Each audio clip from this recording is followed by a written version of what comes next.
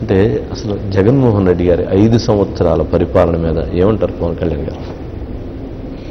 దాడులు, దోపిడీలు, బూతులు, గోతులు, ఈ 4 మాటలు చెప్పచ్చు. ఓకే. అంటే జగన్మోహన్ రెడ్డి గారిని ఎందుకు మీరు అంటే ఎటువంటి పరిస్థితుల్లో గెలవనివ్వను అని అంటున్నారు? ఎందుకని? నాకు వీళ్ళతో ఎలా ఉండదంటే they don't have respect for democracy. వ్యక్తిగత విలువలకి, వ్యక్తిగత స్వేచ్ఛకి వీళ్ళు విలువ ఇవ్వరు.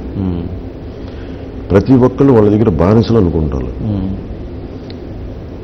ప్రతి ఒక్కళ్ళు భయపడాలి వీళ్ళని చూసి.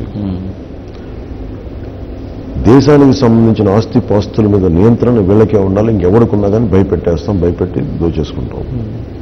ఎర్రచందనం అడవులే ఉన్నాయి, ఒక్కరోజు కూడా పట్టించుకోలేదు.